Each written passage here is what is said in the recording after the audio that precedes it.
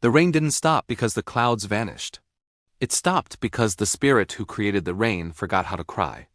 The world had no idea, but one boy was about to discover the truth. Ren lived in a village where the soil cracked like broken pottery. Wells were empty, and rivers were only memories. People whispered that the sky had abandoned them. But Ren didn't believe the sky was cruel. He believed it was lonely. He believed someone just needed to listen. One evening, he walked along a dry riverbed and heard a faint cough. A trembling voice echoed through the empty valley. He followed it cautiously. There, in the center of the riverbed, he found a girl surrounded by floating droplets of water. Her skin was pale, and her eyes shimmered like a storm trapped behind glass. Before he could speak, the girl collapsed into his arms. Her voice was fragile as mist. I am Aim, the rain spirit. Ren carried her to the shade of an old bridge. Aim whispered that she could no longer cry, and without her tears, the world would never see rain again. The truth shook Ren deeply. The drought wasn't natural. It was a spirit's pain made real. A world drying because she had lost her emotions. Ren didn't know anything about magic. But he knew loss. And he promised Aim he would help her feel again, no matter how long it took. The next day, he brought her to the abandoned festival grounds. He hoped the memories of joy would spark something inside her, but her face stayed motionless. A droplet hovered near her eye for a second, but it fell as dust before hitting the ground. She couldn't cry, not even a little. Ren then took her to a hill where fireflies once danced every summer. They found only heat and dry grass until Ren discovered one firefly hiding beneath a stone. He held the tiny glowing creature toward her. Aim watched it crawl onto her finger, its light reflecting in her eyes. For the first time she looked amazed, but still, no tears formed. The drought stayed unbroken. And Aim remained trapped inside her silence. Days passed as they wandered through forests, ruins, and hills. Ren made jokes, told stories, carved toys, and tried everything to make her smile. Aim didn't laugh, not even once.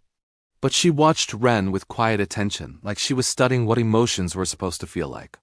One evening, a violent dust storm swept across the land. Ren pulled Aim into a cave for safety. Inside the darkness, she finally spoke freely. She confessed she once cried too much. Her tears created a storm that destroyed a village. Terrified of hurting anyone again, she swore never to cry. Ren listened, heart heavy. Her fear had created a drought. Her silence had dried the world. No one had told her it was okay to feel. He gently held her hand. You don't need to cry out of pain, he said. You can cry because you're alive. His words trembled with hope. The Lantern Festival arrived, even though water was scarce. People lit their lanterns with tiny sparks, sending them into the sky like floating prayers. Ren brought Aim to the center of the celebration. Music played softly, and children laughed with fragile joy. The entire village wished for rain. Aim spotted a young girl struggling to light her lantern. After many tries, the girl collapsed in tears. Her small, real tears touched the dusty ground. Aim approached her slowly. Without a word, she helped the girl light the lantern. Together they watched it rise into the dark sky, glowing like hope reborn. Something inside Aim shifted. Her breath trembled. Her hands shook. Her eyes shimmered with a feeling she had buried for too long. She looked at Ren, really looked, and smiled for the first time. The smile broke something open inside her chest. A single tear slid down her cheek. It floated upward like silver glass. Then it burst softly, releasing a tiny raindrop into the air. Another tear followed. Then another. And suddenly, the first raindrops in months began to fall onto the earth. The sky rumbled as Aim cried not from pain, but from joy, relief, and connection. Her emotions returned like a rising tide. Rain poured across the fields. Rivers revived. Crops drank deeply. The world exhaled after months of suffocating silence. Ren watched Aim glowing beneath the rainfall. She was no longer weak or fading. She stood tall, reborn by her own tears. I remember now, she whispered. Tears are not weakness. They're how the world breathes. Her voice carried through the rain. Ren smiled at her with gratitude and pride. She had saved the world by allowing herself to feel again.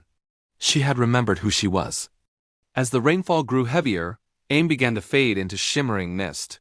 Rain spirits belonged to the sky, not the ground.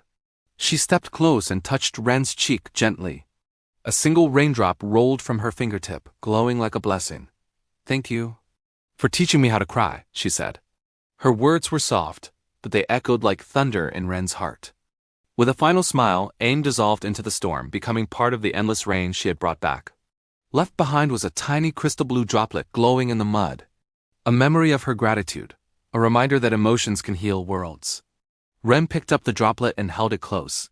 As rain drenched the land, he realized the sound felt different now, almost like a whisper. A whisper that said, "I am here." A whisper that said, "I remember."